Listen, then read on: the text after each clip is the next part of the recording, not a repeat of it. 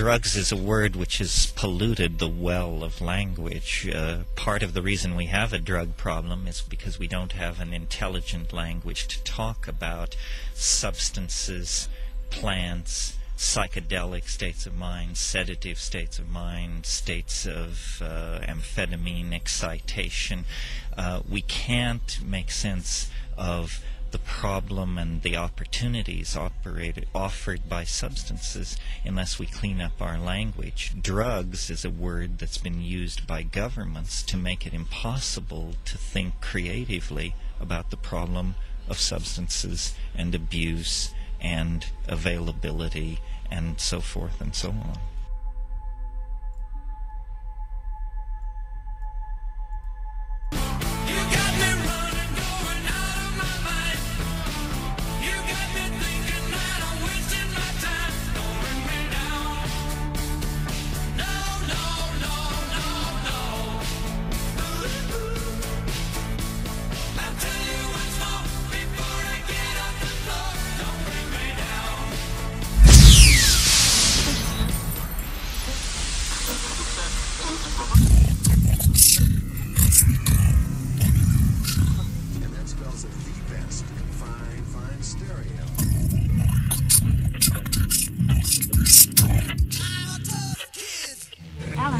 Ladies and gentlemen.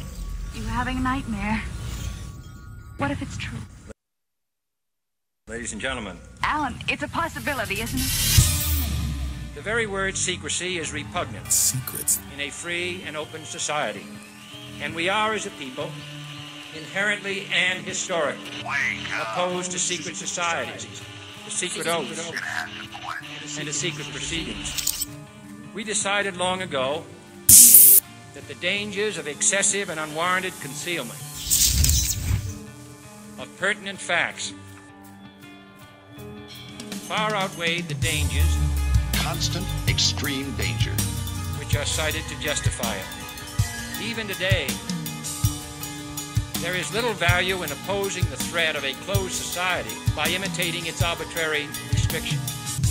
Even today, there is little value in ensuring the survival of our nation if our traditions do not survive with it. And there is very grave danger, extreme danger, that an announced need for increased security. What the hell is going on? This is Conspiracy Queries with Alan Howard. Will be seized upon by those anxious to expand its meaning to the very limits of official censorship and concealment. That I do not intend to permit to the extent that it's in my control. You're crazy. And no officious, high or low, civilian or military, should interpret my words here tonight as an excuse to censor the news, to stifle dissent, to cover up our mistakes. Isn't the Pentagon suspicious that all the building would blow up? And I gave a little whoop of Or to joy. withhold from the press and the public I think you're just looking at things for the first time. the facts they deserve to know. You've had your whole f***ing life to think things over. What good's a few minutes more gonna do you now? The facts they deserve to know. They deserve to know.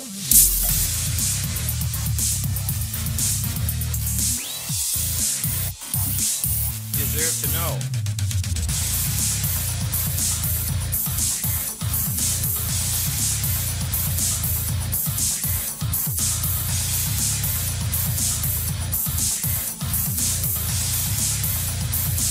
Deserve to know.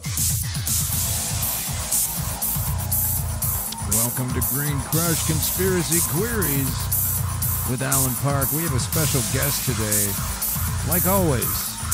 But let's get this out of the way first. Facts they deserve to know. those who have achieved unelevated existence, raise your fists.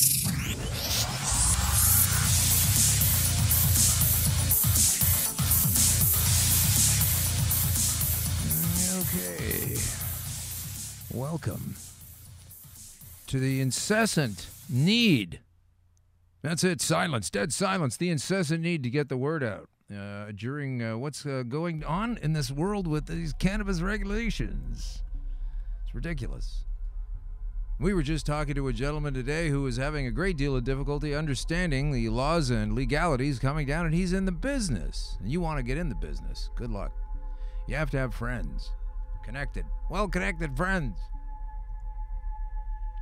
Right, Steve Bronfman? Oh, of the Bronfman family. We'll get to more of them later. I keep trying to talk about this Nexium cult of demonic mental cases. And very much involved with the Bronfman family. Now, you might think, what has that got to do with this? I thought they were just rum runners back in the 20s who managed to parlay that whole illegality into deep, deep, deep pockets. Yeah, fast forward that again to right now, and then throw in a friggin' weird sex cult on top of that. That's what we're dealing with today. So I had to come in with some clean silence there. Here we are with Green Crush. What are we? Episode 93. Is that right? No, that's not right.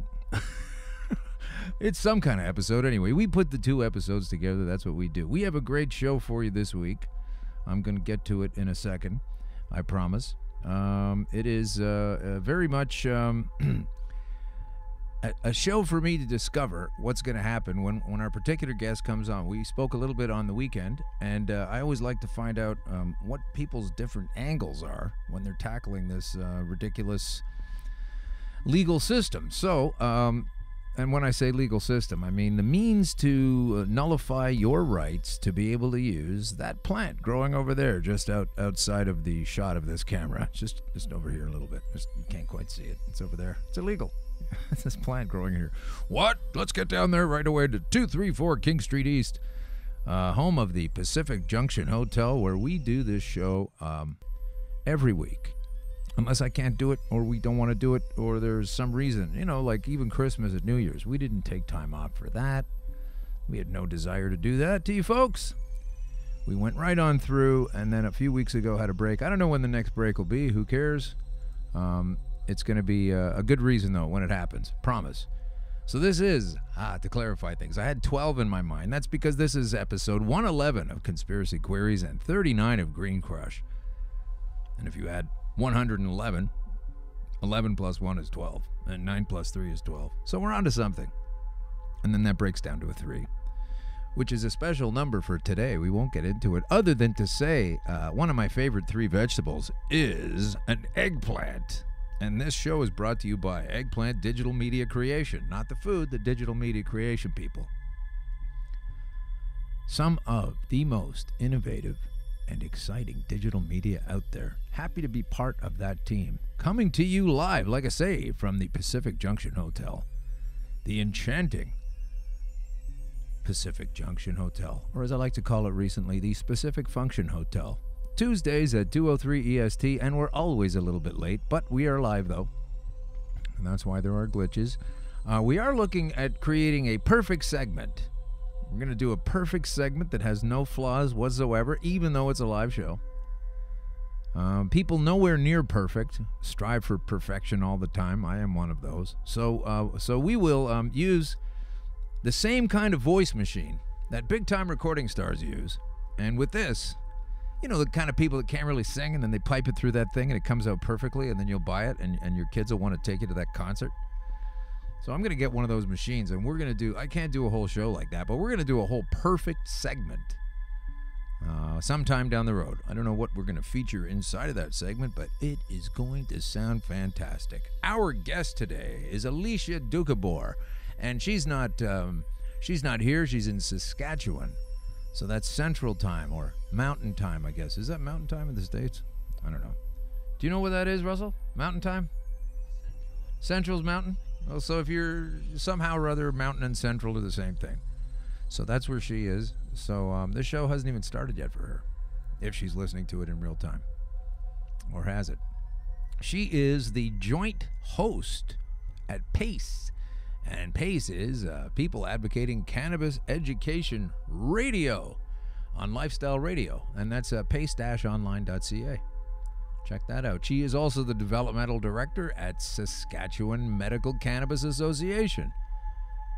So send in your cards and letters if you really want to find out some things about what goes on. This is, if you're not listening from Canada, you maybe don't know what Saskatchewan is. Maybe you haven't heard of it. We kind of hog all the glory in Toronto, Montreal, Vancouver, but there's a very essential part of Canada called the Middle, and that's where Alicia lives. So she'll be coming on the Middle of the show because she's from the middle of Saskatchewan. And she is going to tell us about what more questions that I had. A few more questions lined up specifically. She is a, now it says this on the bio, so here we go. She is a feminist cannabis hue woman. Let me spell that. HU brackets WO brackets W, sorry, I've screwed it up. HU brackets WO brackets MAN. A hue woman writes, you have to say it quickly and I almost don't notice it. Human rights activist who studies social and civil justice, proudly proclaiming that a marvelous plant saved her from the depths of allopathic medicine hell. Hey, I've been down there. Allopathic medicine hell. She was hit with Crohn's disease, never fun, and NSAIDs. You know that thing? NSAIDs. It's like aspirin. Basic stuff, and associated gastrointestinal injury. That's the thing. They're supposed to take it every single day, they tell you. And then some people wind up with, I'm not laughing at that, just the fact that they tell you to take it every day. And she had also used other drugs, including Vioxx. I'm going to ask her about that. That was a heart medication that they pulled because it was hurting people's hearts. Isn't that weird how that happens so much with the allopathic medicine hell? After 7 car accidents. Now listen, I'm going to have to take issue with that. How do you have 7 car accidents? And we'll have to find out. She had related knee surgeries at the age of 16, many years of medical struggle, found cannabis in 08, and then began her journey of recovery from disease and physical addiction to opioids. Terrible stuff. The people putting that on the market should be put down like dogs.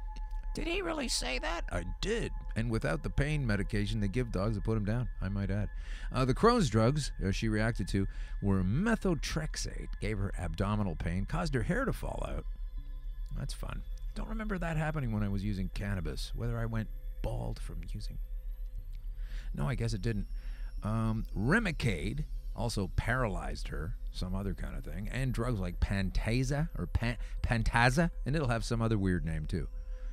These terrible drugs always come with their own built-in alias, just in case.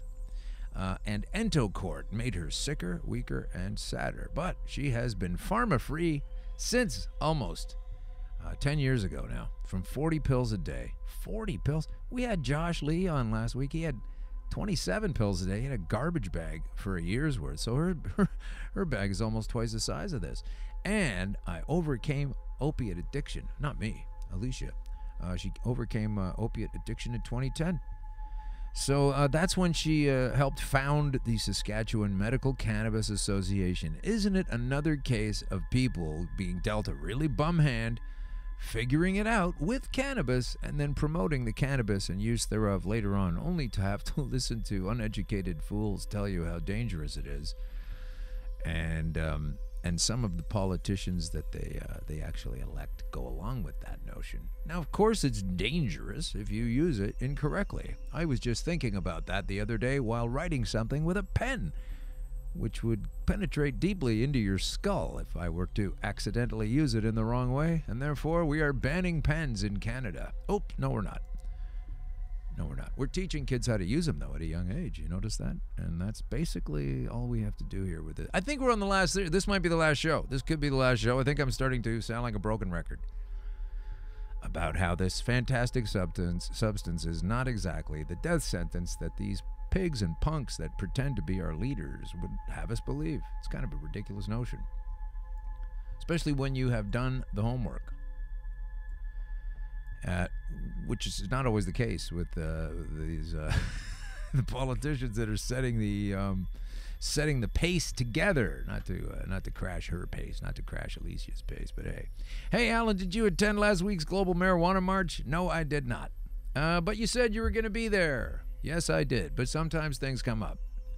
But I heard you were going to be one of the speakers. I was indeed. I was going to be one of the speakers, but unfortunately, the number changed. A few numbers changed. And the first one that I knew of was that my time at the speaker portion of the march was cut to 2 minutes. Now, that's just a technicality. I was still going to go. I had actually looked up a page on how to deliver a 2-minute speech in front of a crowd of people. It's got to be about 8-10 sentences only. And I was going to put my story inside of 2 minutes. But that's not the reason I didn't attend the march. I did not attend the march because the day that I learned that, just a few hours afterwards, I learned on that same last Wednesday that my blood numbers having to do with my cancer have decided to go back up. So I wasn't too happy about that. There are several different markers that I go by, and my doctor goes by, my oncologist goes by. And those markers, specifically the PSA, the prostate-specific antigen, which, although I'm not a doctor, I would have been prepared to write that off, the slight bump in that, due to the fact that I did have some kind of problem with my throat. If you're a regular listener, you'll know that about a month ago, and I was kicking at that pretty hard, and it was kicking at me. And I think it might have been a virus or a bacterial infection or something. It's gone now, yay. And that might have caused my PSA to read a little more higher up the scale than is comfortable. However, there's another number called a alkalytic phosphatic acid, and this number determines bone activity. You kind of don't want any of that. Once you're finished growing or healing, you want to be just sitting still with that number. And it needs to sit in a pocket, a range, a comfortable range, like on The Price is Right when they have that finder that goes up and down around the price. You don't have to be exactly there, but in any case, after 36 fantastic months in a row, I did not have a happy number there. It just broke out of the comfort zone. So where I'm at is this. If you're just joining us, this is Green Crush Conspiracy Queries with Alan Park, and I'm about to tell you my medical history once again. So if you've heard this part, either put it on pause or skip forward, but it does come with the update. That approximately 15 months ago, just a couple of months before I began this show, on the heels of the Raw Mike Richards interview that I did back in April, or was it May last year, just before that, a couple of months before that, I had stopped with my regular cannabis oil treatment per se. I still used it intermittently here and there. I would do a couple of weeks of a small rice grain of this powerful oil, but I wasn't really on the course proper. I had done that, and I had put my numbers in great shape, and I was seeing if I was able to continue my life without this stuff. People ask me that all the time. Are you still going to need to use cannabis later? I don't know. I really didn't know, and I guess I wanted to find out, and now I think I have found out that perhaps in my case, that was so severe, maybe it doesn't turn around all the way. Maybe I haven't tried hard enough. I'm still 3.5 years past the guaranteed funeral date, so I feel comfortable to experiment, and therefore what I did was I decided to stop taking this oil, full stop. And I also stopped deciding to take last year sometime.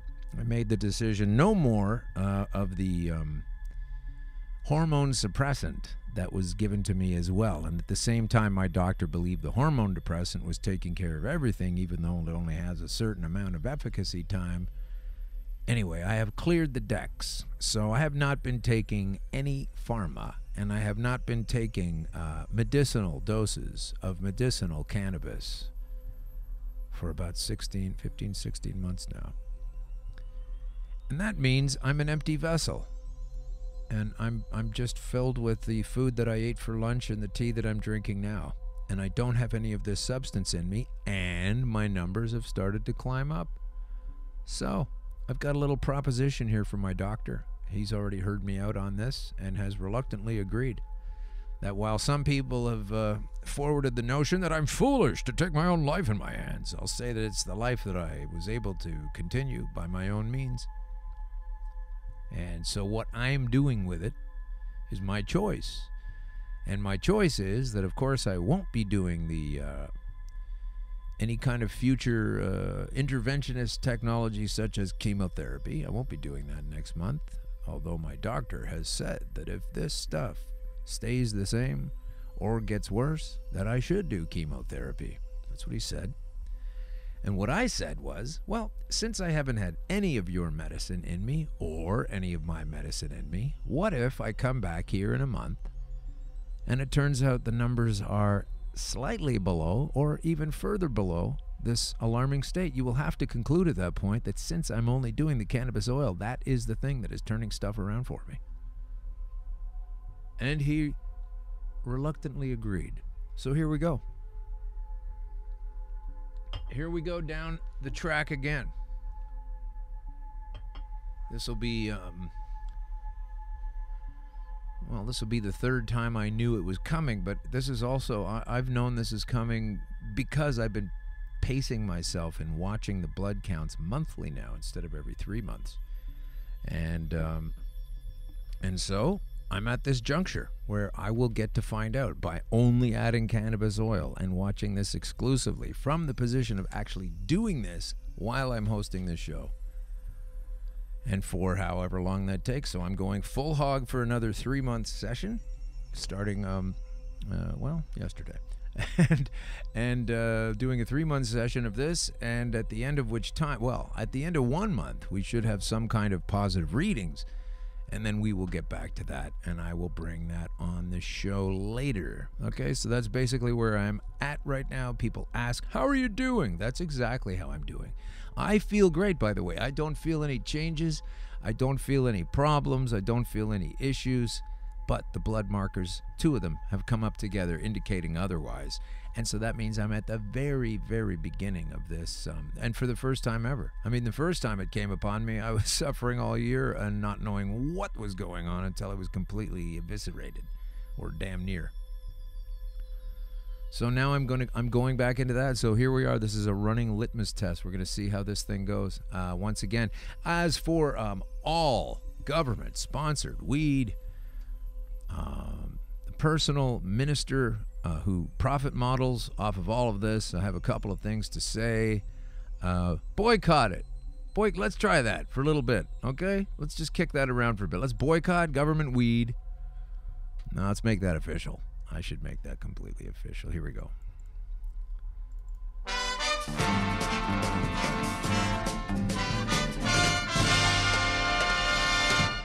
Yes, we want you to boycott all government weed. Consume it wherever you choose, within reason. Don't blow smoke at people's faces, but vape and smoke and oil to yourselves' contentment. And that means everybody listening. Hey, listen, here's another thing that's really important. I got to close that little thing out here. Hang on. There it is. That's the quick one at the end. I like that one better. Maybe we should do that both times. If we disappear, if Green Crush goes away for some reason, you can't find it, maybe you're signed on, do that right now anyway. Sign on to YouTube, or forget YouTube. Sign on to iTunes and engage and re-engage with the show. And that'll help us gain followers, etc., which will then put us in the light of YouTube to get rid of us, and we don't have cannabis in our name, so that's maybe why we're still here. This is kind of a quick alert. If we disappear and you can't find Green Crush Conspiracy Queries on YouTube anymore, just open up your Google, or in fact, I would say another search engine, because Google and YouTube are the same thing anyway, and take a look at us on DuckDuckGo or something, another search engine. They do exist.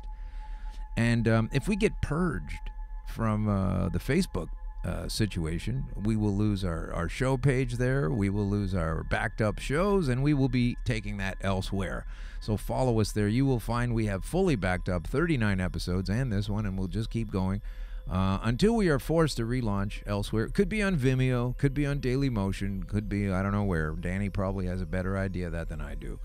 But we will be around. They will not fully remove us. They will not nervous Nelly us out of existence. The same informational push by that time that you will also need to source for yourself your own quality seeds, not yet infected by the tumorous cancer growth that is the pending Monsanto-Bayer merger. Protect yourself, grow your own, ask no permission, and enjoy. Grow the plant, consume it as food. It's a tea, it's a regular component of salad. Forget kale and iceberg, this stuff is food. Get to it. So, now some news before we get to our guest. Boop, ba, boop, boop, boo. So she is with PACE, People Advocating Cannabis Education. That's Alicia Yashcheshen. She'll be on shortly. Yeah, and as well, we have another fantastic Well, we have a sponsor. Okay, so that's pretty cool stuff. And I will leave it at this for now, and I will cover this in the show so Kim don't have an aneurysm. We will be definitely referencing this particular arrangement we have made with Ross's Glass. Remember him from Kelowna? He's an Olympian. This fella has deemed it okay to deal with this show, and we're going to try to help him move some of his fantastic glass. You should see all the stuff that they have there. Ross was on the show back in whenever that was, sometime in 17. Not a former champion. He's a champion. He's a snowboarding champion. Got a great company. We have a full-on proper ad for him coming up shortly. So, great. Now let's move on with, let's get into the history. Now, I just cracked this open a little bit last week, and I need to spend more time with it. So, let's go to that. Ancient weed history. Okay, so why am I talking about this? Because here's this fellow. He's 89 years old. He's a legendary psychiatrist and marijuana advocate. He doesn't have a Harvard professorship. Well, now, neither do I, but I don't have reason to complain about that. He says he wants a goddamn strong statement on marijuana. He wants one on marijuana that tears the ass out of them. This is an 89-year-old man. I don't know where he gets the gumption. Only 89-year-old men even know that word half the time, gumption. It was in May 71, Richard Nixon, president, was fuming over the review included in his morning news summary, Marijuana Reconsidered, by Lester Grinspoon, 42-year-old Harvard medical student at the time. And he was savaging the government's case for keeping cannabis illegal. And this is the big problem. That was like 50 years ago, close to it. And we have been suffering as a race, and by that I mean the human one, not the subdivisions thereof that cause so much other kinds of inflammation. And we need to understand that this guy was at the forefront of truth, not Richard Nixon's American president bullshit. And when that guy died and so many people came out to the funeral, you can't believe it. Like, which other kind of person that you don't respect do you go to their funeral? But they all went to Richard Nixon's funeral. Richard Nixon set this nation of America and thereby the one just north of it, Canada and Mexico and around the world. He really, really fucked things up by lying about it in order to incarcerate people. And so this is why I'm not really comfortable with this new set of laws, because as soon as these ass clowns put them together, we're going to be having all kinds of trouble. We already are, and people don't realize it. So we need to get Lester Grinspoon recognized over there at Harvard, where he was teaching. The New York Times called his book the best dope on pot so far, because a lot of people in the newspaper business particularly enjoyed puns. And the author's Ivy League pedigree made it hard to dismiss it as a hippie screed, but they tried to dismiss it as a hippie screed. So, there was Nixon all anti-Semitic and everything, hating the fact that what's the matter with the Jews, and Lester is Jewish, and there you go. So he called him a clown on the far left, whereas Nixon was an ass clown right there on Pennsylvania Avenue, right in the middle. So Grinspoon didn't even know about this, Barb, until recently, but calls it a red badge of courage, being called out in a negative way by Nixon. I would have to agree. He's a psychiatrist, a Vietnam War opponent, the son of a Russian Jew, and made a target for Nixon. Nixon loved tearing him apart, but always using fiction for this. So Grinspoon now says he's been twice denied a promotion to full professor, once in 75 and again in 97, despite a career that includes pioneering research on schizophrenia, dozens of books and papers, and leadership roles at Massachusetts Mental Health Center and other prestigious institutions, and retired in 2000 as an associate professor. Schools never offered an explanation, but his allies believe an undercurrent of unscientific prejudice, don't you think, against cannabis among faculty and school leaders doomed his chances. Grinspoon remembers the dean there telling him in 75 the promotions committee hated his book because it was too controversial. I can't say fuck people like this strongly enough. It's controversial. What, I didn't shave off the crusts of my cheese sandwich at the church picnic? Can't believe I wouldn't cut the crusts off my Wonder Bread? Is that how controversial it is? So, this guy needs another shot. He needs to get in there. He needs to be recognized for the good work that he found, which is truth. Truth, truth, truth. So that's what we need to do with Lester. That's what Lester needs to have. Lester Grinspoon, look him up. Marijuana reconsidered. When was he reconsidering it? In the 60s. And then he promoted this thing in the 70s. And they said it's too controversial. You can't have a thing like that. It's ridiculous. So now I don't know whether this is a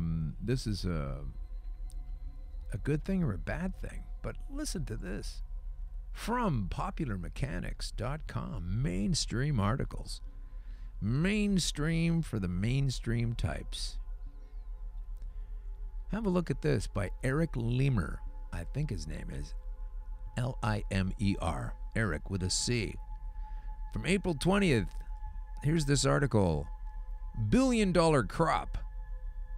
What does that mean? Well, from the Popular Mechanics 1938 February issue, it says American farmers. This is 1938. Okay, this is a long time ago. I don't know what your age is right now, but let's see.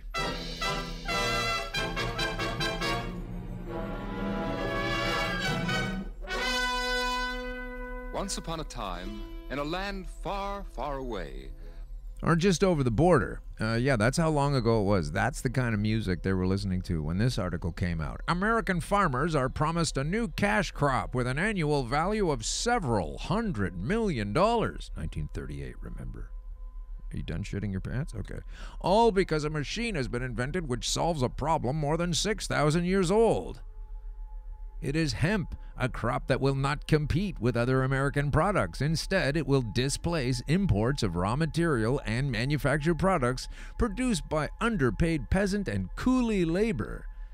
And it will provide thousands of jobs for American workers throughout the land. The machine which makes this possible is designed for removing the fiber-bearing cortex from the rest of the stock, making hemp fiber available for use without a prohibitive amount of human labor.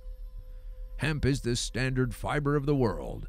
It has great tensile strength and durability. It is used to produce more than 5,000 textile products ranging from rope to fine laces. And the wood herds remaining after the fiber has been removed contains more than 77% cellulose and can be used to produce more than 25,000 products ranging from dynamite to cellophane. Fishnets, bowstrings, canvas, strong rope, overalls, damask tablecloths, fine linen garments, towels, bed linen, and thousands of other everyday items can be grown on American farms. Our imports of foreign fabrics and fibers average about 200 million per year. In raw fibers alone, we import over $50 million in the first 6 months of 1937. All of this income can be made available for Americans, and they chose not to. Isn't that cool? Oh, God. One obstacle in the onward march of hemp is the reluctance of farmers to try new crops. The problem is complicated by the need for proper equipment, a reasonable distance from the farm. The machine cannot be operated profitably unless there is enough acreage, well, that's not a problem, within driving range, and farmers cannot find a profitable market unless there is machinery to handle the crop. But instead, let's build multi-thousand billion-dollar bombs and blow the shit out of places elsewhere. And of course, another obstacle about to blossom of the female hemp plant contains marijuana, a narcotic, and it is impossible to grow hemp without producing the blossom. Federal regulations now being drawn up require registration of hemp growers, and tentative proposals for preventing narcotic production are rather stringent. However, the connection of hemp as a crop and marijuana seems to be exaggerated. The drug is usually produced from wild hemp or loco weed, which can be found on vacant lots and along railroad tracks in every state. Amazing. It's an incredible article. I encourage you strongly to go there. And the whole thing eventually links over to a Google Books page, which is basically photo shots of all of this fantastic, incredible scientific news about cannabis around 80 years ago. 80 years in the shitter. 50 years since Nixon. Fucking lies everywhere.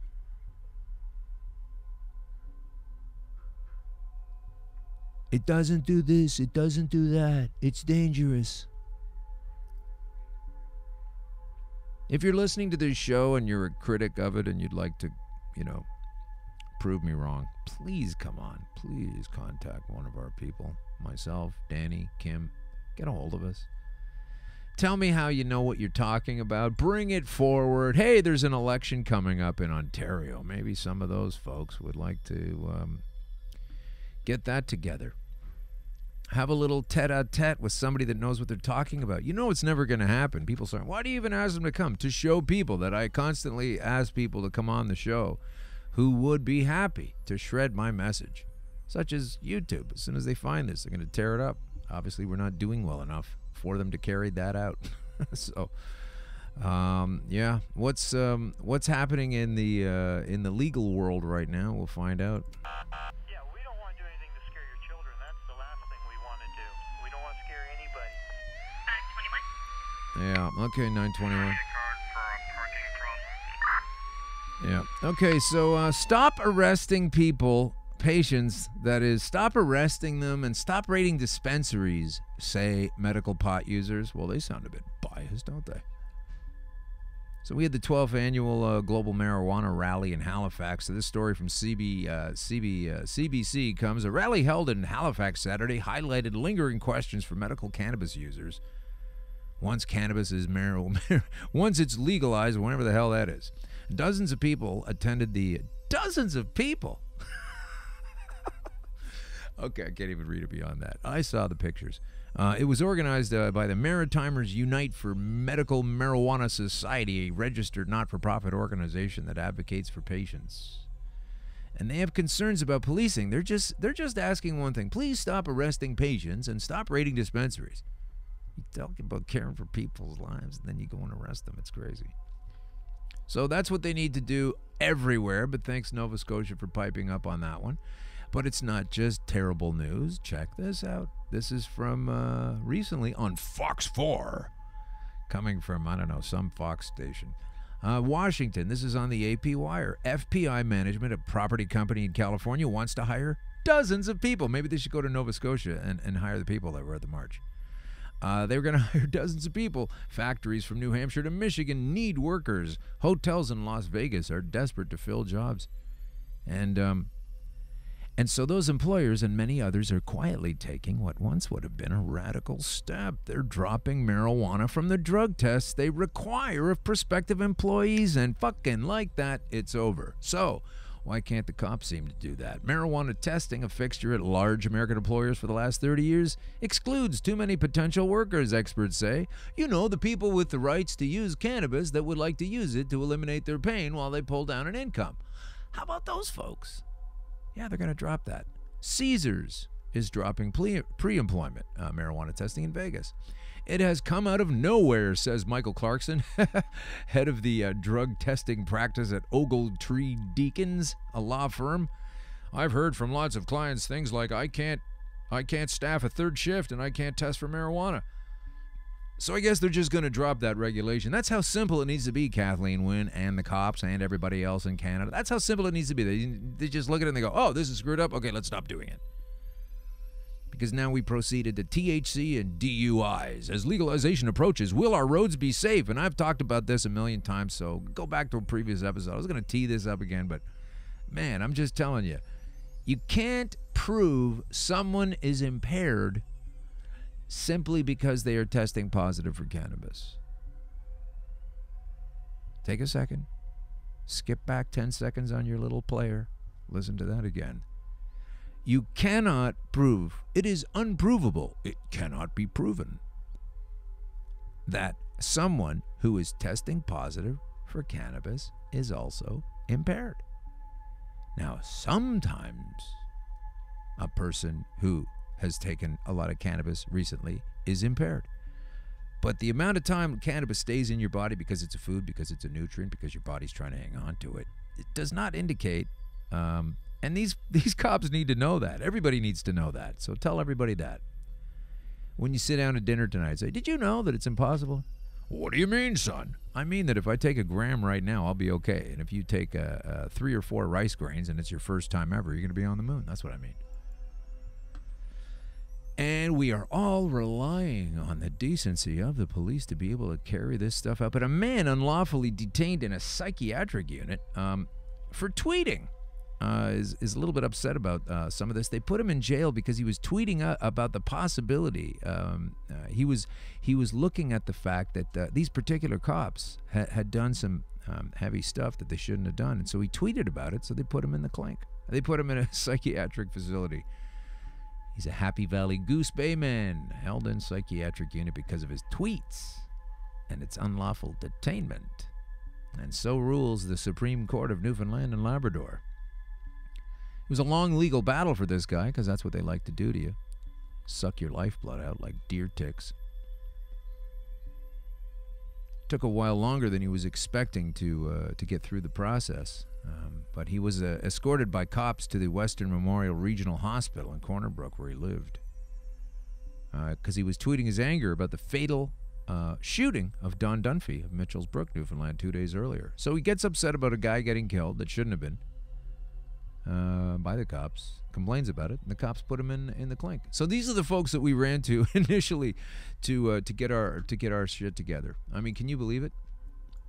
To get our legal framework together for cannabis, we went to police. And I think we show almost every show that there's all kinds of police activity that would nullify the the veracity, the wiseness of making that choice.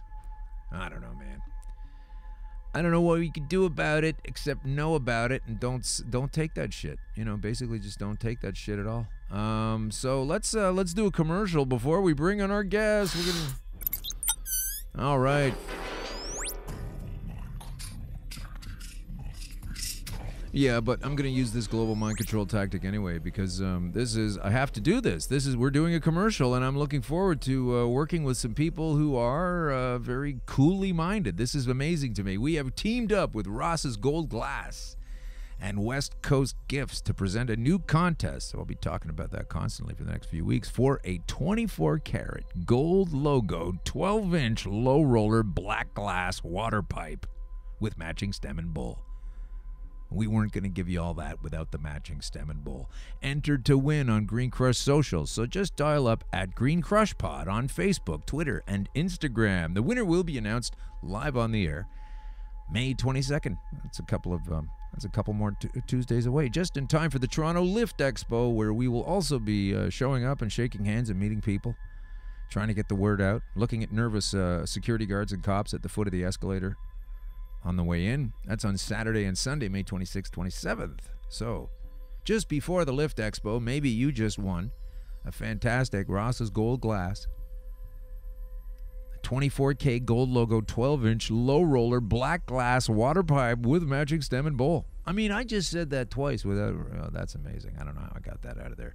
Be sure to visit Ross's Gold Glass and West Coast Gifts booth at the Lift Expo. I'm sure I'll be there. And I will be going to that. And stay tuned to Green Crush for bonus chances to win tickets to the event.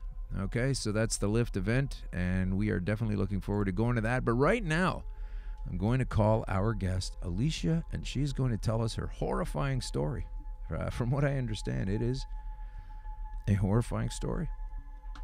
But she's turned it around, and that's what this is all about. So we're giving her a ringy-ding on in Saskatchewan time. Here we go. Hi. Hi there, Alicia. Thank you so much for holding. How are you today?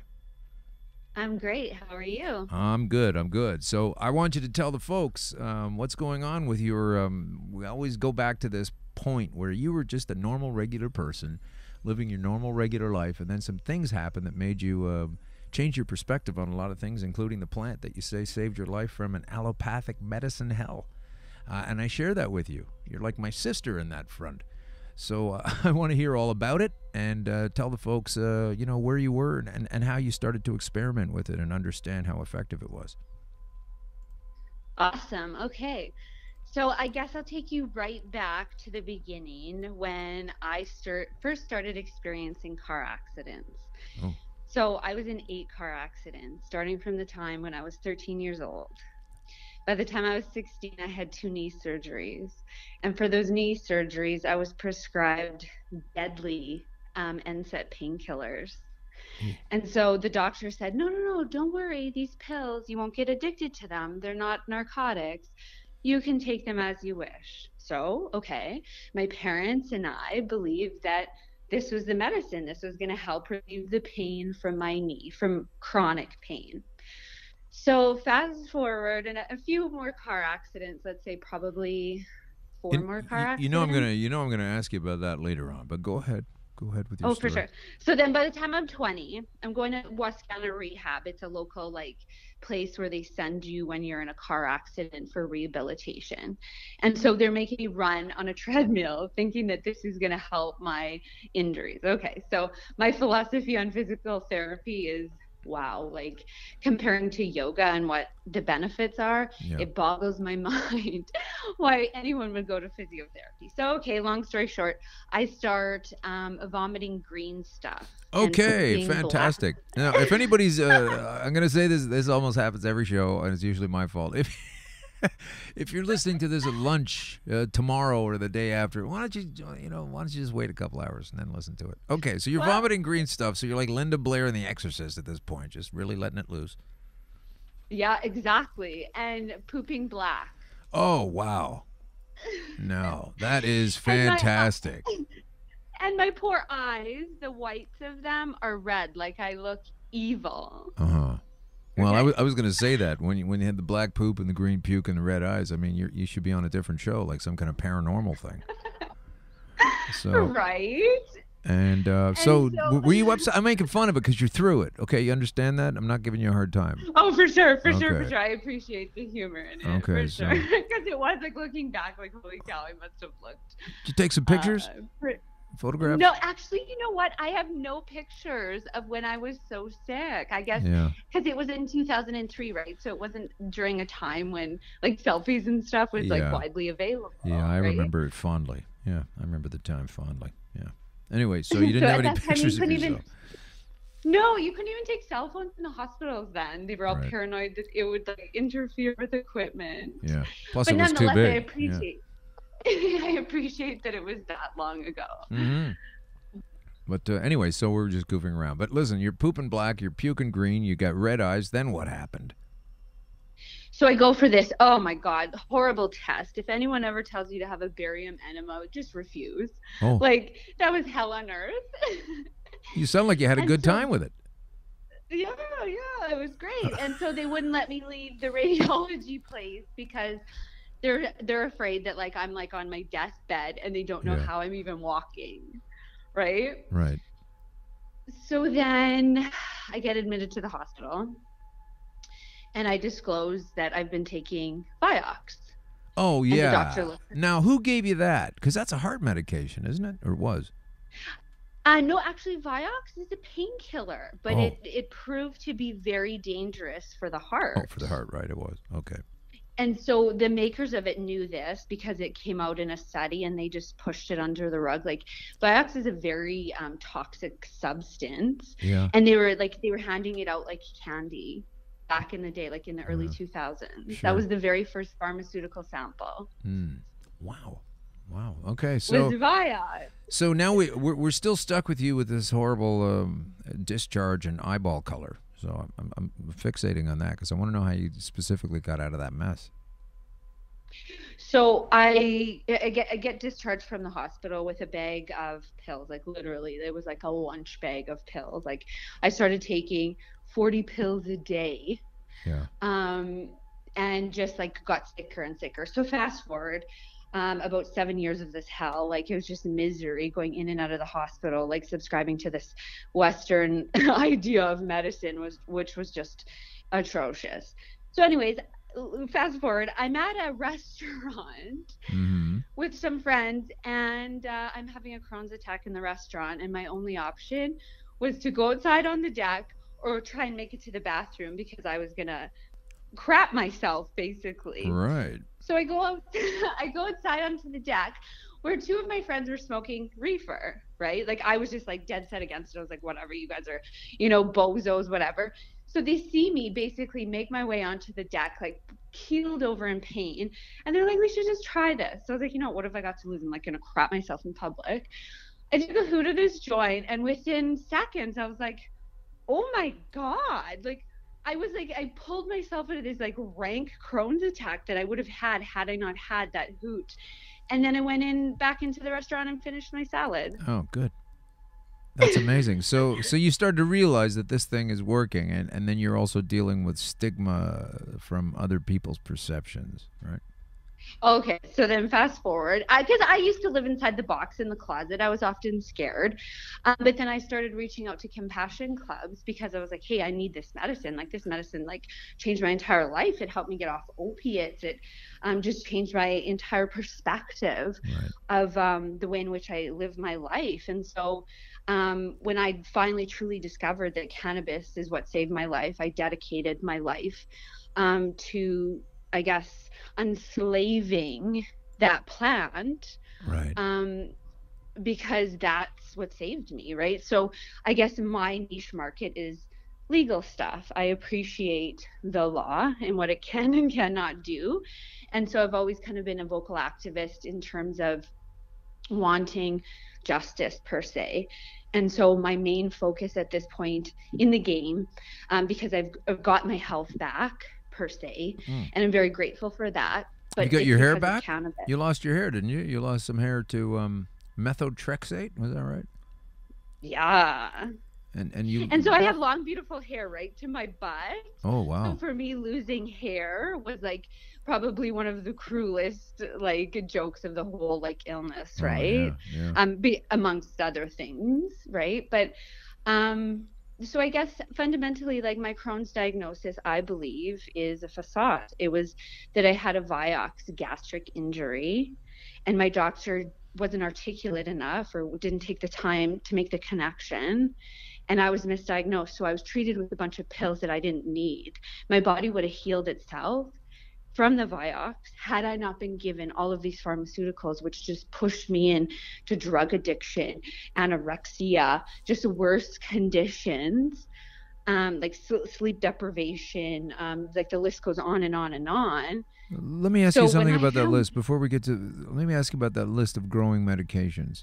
So when you were being prescribed, let's say, a handful of things, did you find it at that time, and please be honest, because I'm happy to do this, and it's not the answer you might think, when you were using several of the drugs because they prescribed them, were you the person who was saying, oh, you know, I'm also having this other thing, which was a side effect of one of the drugs, so then they gave you another drug? So sometimes the doctor will initiate that, and sometimes people will actually ask for that, and then you take that next drug, and then it has a spider web of effects, and you need something to remedy one of those side effects. Did you go down that road yourself personally, or was your doctor kind of driving that train? Oh my gosh, no. I was at the doctor every week, because once you start going to the doctor, it's like a perpetual cycle. Once you have one test, then you need another test. So every part of my body was involved because of my Crohn's disease. My bladder started becoming involved, my joints, my this, my that. And it was to the point where it's like I could have taken 80 pills a day. Wow. Yeah, okay. So you're in that soup. But the kicker is... Go ahead. Oh, sorry, go ahead. No, I was just saying, so you're in that soup at that point of taking all, I mean, you've got this giant list here of Remicade and methotrexate and the Pantasa and Entocort and all these different things. I mean, did you even know what they were for while you were taking them? No. Huh. And the thing is the side effects. No one ever said, oh, hey, by the way, you know, like the side effect of this is you're going to puke your brains out for 4 days, and there's nothing you can do about it. There's no pill on this earth that you can swallow to counteract the effects of chemotherapy. But here, you could try. Yeah. Right? Wow. And so therein is the beauty of cannabis. So people want to squawk about, oh, smoking cannabis. Well, sometimes you have no choice, because you need that medicine, and it gets into your lungs and it stops that vomiting like nothing else. Right. Right. Have you found favor with your parents or your loved ones? I mean, or are you dealing with stigma and shame from anyone in your family? This is a question that I ask so many people because a lot of people look down their noses at it. Do you have to deal with that on a personal level? To be honest, I'm pretty lucky when it comes to that because my family saw how greatly I suffered. That's great. How that I couldn't quit the narcotics, the opiates, right? Like they saw me having to go to a detox center to try and get off these pills. And you know what? That detox center didn't work because I was just filled with more pills and it just replaced the addiction, right? So it helped me none. And it wasn't until cannabis truly came into my life and amplified what it could do that I made that choice to ditch all of the pills. And even though my doctors saw the good that it did for my body, they still wouldn't admit it. Right. Except for the select few. Sure. Right? So once again, just to clear up, you were not 24 or 25 years old yet when you started taking cannabis, right? Or were you? No, I was about probably 26, 27. Like it was when late. you started taking it. Oh, okay. So you're just into the preferred zone of brain damage. You know what I mean? Like they say, people who are up to 24, 25. Now I don't know enough about that to say, and I'm sure some listeners would be surprised to hear me say that. But I don't know what the exact marker is. I just know that if you need it at a younger age, like a little kid who has seizures or something, you just get it in there. You worry about these other issues later. But you didn't even start till you were 25, 26. So you were in the comfort zone of brain development as far as the authorities are concerned. So that's a good thing going in your favor. Oh, for sure. And I truly believe that my brain was protected by cannabis from all of those pills once I started using. And I think that I didn't kill myself, like not deliberately, but because of overdoses, because of narcotics, because the cannabis somehow protects the body. Right. It does. There's new times that I thought I had overdosed because when you take narcotics, your memory goes out the window and it's like, oh, I think I took 4, but oh no, I actually took 5. And then it's like, holy shit, I've overdosed myself. And you know what I mean? So that's a dangerous game. Yeah, it is. So now you're free and clear of any of these other medications, and you don't suffer from Crohn's disease because you don't really think you even had it. You were just prescribed, you were just diagnosed as such. Correct. And so now today, I guess I live with repairing my body from the damage that's been done by Western medicine. Because as much as I would like to believe that my Crohn's disease is gone, there's still a whole host of problems that were caused because of that. And so I'm healing. Every day I'm healing. Yeah. Will I ever get the health that I had before? No. Why? Because of the pharmaceuticals. Okay. Well, that's that's a long ride. That's you have to double. You've been dealt a hand, and you have to play that hand. Okay, so I hate to do this to you, but I'm so curious. I'm going to do it anyway. In the retelling of your story, I think you mentioned something around the neighborhood of 46 car collisions or something, or maybe it was just. How did you get into so many accidents? What was it? Seriously, like 8 or 10 accidents in a car? How did really? Well, it's actually the official number is 9. 9. Oh, okay, only 9. All right. Only 2 were my fault. I was at fault. You were driving twice. You were driving, and it was your fault. The other 7 times was somebody else. Correct. Oh.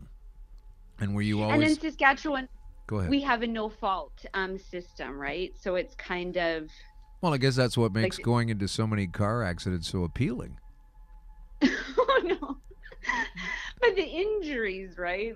Oh yeah. So I'm still dealing with stuff like whiplash, with my neck and stuff. But that's why I say, in terms of physiotherapy, I went through so much physiotherapy, it did nothing. And then I started practicing yoga and using cannabis at the same time, and it was like, oh my gosh, my body is just singing, just loving it, right? Oh. So these insurance companies, they're selective in what they cover in terms of, quote, rehabilitation, but the research just doesn't support what they're saying. SGI, my car insurance company, paid for the Vioxx that I took that made me so sick. Attaboy. That's great. And And then when I went back to say, hey, can you pay for my cannabis because this actually helps me, this No. heals me. Oh, no, they can't Yeah, do that. exactly. I know. So you're working against that now, right? You're trying to turn that around. That's one of your focuses at PACE, is it? Correct. Yeah. So I'm a co-host at PACE, and so we have a variety of different guests who come on who tell their stories with cannabis or share their cannabis work, which I greatly love and appreciate because it gives people an opportunity to get on that soapbox, to have that platform and say, hey, look, you know what? The research is the research, but personal testimonies is what's factual, is what's important. Yeah. How many people get on a soapbox and say, hey, guess what? This Vioxx has helped me greatly. Like, nobody says that. right? Yeah, they No. say, you know what? They say, you know what? Vioxx killed my uncle. They say stuff like that. Yes. Yeah. And I think it should be, Exactly. I think it really should be a hemp box if you're going to stand on a thing like that at all, given what we're talking about. Good here. point. Um, Good point. Love I it. try to bring it in every time, you know, at some point. Yeah. So now, what's this? Tell us about your battles back and forth with. I mentioned them earlier on the show. They illegally imprisoned a man, claiming he was needed psychiatric attendance. However, he was just tweeting he was rather upset that the local detachment had killed his friend. But this is the RCMP. You're out in Saskatchewan. What kind of thing? You say you're tangoing with the RCMP. So what does that involve, and what exactly?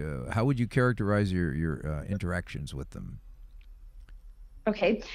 So unfortunately, I'm not sure if, well, I know that Depot doesn't, Depot is the training depot, which is in Regina, Saskatchewan, which Right. trains every single Mountie in the country. Right.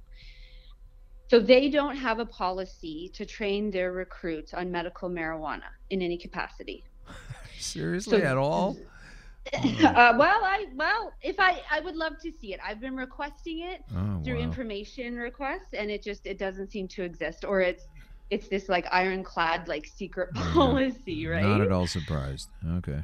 Yeah, no, well, unfortunately, right? So they have this tradition, and I have like a list of people that this has had happened to, is that they'll, as soon as you say that you have a medical marijuana license, they'll find a reason to arrest you. Ah, Doesn't I can matter see. if Yeah, you're sure. That's if gonna you're happen. in compliance with every little stipulation to the law. They'll say, you know what? It smells like you have 10 grams over what you're prescribed, so you're coming with us. Wow. Yeah, And that's then great. here's the kicker, though. They'll put you in a cage, and then they'll tell you, well, you can't access your medicine that we have in our possession, but we'll take you to the local hospital or doctor, and we'll give you opiates to cure your pain. Have you been through this personally? Yes, but I guess for me it was a different situation because they were trying to entice my parents to bring cannabis to the detachment so that I could allegedly smoke it in my cell. Oh, sure. Like they were going to let you do that. Or why would they arrest Well- you? I mean, that's, you know what I mean? Like, why would they arrest you in the first place? They say, yeah, go ahead and use the stuff that we arrested you for. That's ridiculous. No, Okay. well, they arrested me for criminally harassing 2 police officers. Oh, what did you do? Well, so they alleged that I was criminally harassing them, and basically through email, but what I did was I sent them an email asking them to investigate the theft of my missing marijuana from the bus depot. Oh, wow. So, So that was a hard job for them to do. So instead of doing that, they put a warrant out for my arrest, alleging that I had criminally harassed 2 2 RCMP officers. Yeah. That's a fun bunch of folks. I'm But sure they're here- not here- all here's insane. But, The silver lining is I took it to trial and I won, and I was found not guilty. oh, fantastic. Now, how much time and effort did that take you? Oh gosh, that was like probably 2 years of court appearances Yeah. and just a variety of running around, like kissing the ass of the state for what? Yeah, to get to And the then- point 2 years later where you're just as clean as you were before they arrested you. And you've wasted all Exactly, that time and and energy. so in a civil sense, I now filed a lawsuit against them saying, hey, wait a minute, that's incorrect. Yeah. no one should be able to like say, you know what, your charter right to cannabis, it doesn't apply here. Like, that's dangerous. Did you ever ask them, considering they don't have any training, etc., what have you, on cannabis, but like, where do they get the information to go ahead and arrest people with it? I mean, that they must be getting some information. to why would they even try to look for it? You know, I mean, maybe I'm not being clear enough. What I'm saying is, if they don't have information, it's like when they say, oh, this stuff, we don't have enough information on it right now. There's not enough science behind. We're still looking. And then they'll say, right after that, they'll say, hey, this is bad stuff and it's dangerous and we're going to arrest people for it because they're going to ruin their lives with it. It's like, well, where did you get that information? Well, we know things. But I thought you didn't do the research. Well, we haven't. But anyway, and then you're doing that dance. Well, see, with the RCMP, they have these fancy little posters that they put on the wall of all the drugs that and how to identify them. Yeah. And I felt so bad for the, the little cannabis like box where it's like, this is hash, and it's so far-fetched. It's like you see why they walk around like a bunch of baboons applying the law so frivolously because they're not trained. Yeah. So it becomes an ego power trip. And especially with marijuana, it's like, oh, God forbid. Like, no, it's still illegal in their minds. Wow. So that's how they act. So going back to you, your painful pancreatitis is no more. Your Crohn's was never that, and it isn't something that troubles you now anyway. And you're good and clear, and you work towards a full healthful state by taking cannabis regularly. Is that right? Correct. And how do you take it regularly? Are you smoking joints? You got a bong? You doing oil? Are we talking about putting it where the black poop came out, or are you making tea? What's happening? So I do a variety of different stuff, but what's important to keep my body healthy and in remission and working against all the pharmaceuticals that I had ingested, which most of them, all of the side effects are cancer. I take a gram of RSO every day. And when did you start doing that? It was probably a few years ago, because up until then in Saskatchewan, it was a scarce market here. Like you could barely find just bud, never mind products like that. Yeah, well, all those policemen getting trained down there, it's kind of a bad area to grow. You know what? There's an illegal dispensary right across the street from Depot in Regina, Saskatchewan. What does that tell you? Yeah. Well, hang on a second. We're going to take a call from our crazy friend in the States. Hang on one second. Hello? There is a prosperity angel that you must call in the next 24 hours to get back this money. Press the numerical button 1 now. Press the numerical button 1 now. There is a prosperity angel that you must call on to release this money that the enemy keeps on taking and stealing through individuals, through situations. Press the numerical button 1 now. Press the number 1 now on your telephone. There's been things that have happened. All right, that's enough of that guy. Did you hear that at all? No, I didn't. Oh, okay. Well, you'll hear it later on the show. We get this guy that calls in every day. He's some kind of preacher, and he's looking for my credit card. Now, pull out your credit card now. Anyway, it's fun. We'll hear later. So sorry about that. I always have to. I can't believe he calls every time I do a show. That's unreal. And it's a robot thing. Okay, so cool. back to your health and situation. So now, I love how you said in your I guess press release about how you were sicker, weaker, sadder. Now you're using a gram of RSO a day, and you've been doing that exactly for how long, sorry? So about 2 years. 2 years, and this is every single day. So you've done approximately 750 or so of these things in a row. Yep. And are you getting any kind of medical coverage for this, or do you have to fork out of pocket? No, I have to fork out of pocket, but I am suing SGI, which is the insurance company who paid for the Vioxx that made me sick. Wow. But unfortunately, we're stalled in court because they're withholding the documents that say I'm right. So. Yeah. But nonetheless, I went after their doctor who tried to discredit my doctor. And so I'm waiting for that decision from the courts as to whether or not it's a morality issue that a doctor can get on a little soapbox and make up a bunch of horse crap to discredit other people's doctors so that they don't get paid. Wow. It's such a dirty little scam, right? And you know what it Right? comes? Yeah, it comes back to what? What does it come back to? I mean, you had to learn this at your tender age. You weren't even 30 yet when you realized all this. Well, and the thing is like when the accident that occurred, that I actually took the NSAID painkillers for, I was 16. I was a minor. Right. And they knew that. And so they played on that, because in their files, it says right in there, like the adjuster wrote, that my Crohn's disease was caused because of the Vioxx that I took at a young age. Wow. Amazing. Okay, now to get to the mending part of things. I really want you to pick apart for me, because when people hear the phrase physiotherapy or what have you, they think of a worker who is helping them through maybe learning how to walk again. They're perceived as a necessary human tool in the rebuilding of one's muscles. Or I went through it. I didn't do any yoga. I went through physiotherapy. And so I'm not here to mock what you're saying. I'm here to understand better what you're saying, okay? So I do get sarcastic at times, but I don't mean any kind of detraction from your story. Oh, for sure. How can you tell me about what exactly, in your experience, you don't have to broadsheet it, but how is it so wrong? And then tell me the difference between how wrong it is and why that is, and how right that is with cannabis. Because if I were taking, and I didn't, but if I were taking cannabis oil prior to my rehab sessions, that might have made them easier as well. And you're saying that helps you with your yoga. So what's the deal with them? Like, why do you have a problem with physiotherapy? And maybe you're right, and I'm wide open to hearing about it. This is not a criticism. I'm just curious. I've not heard this.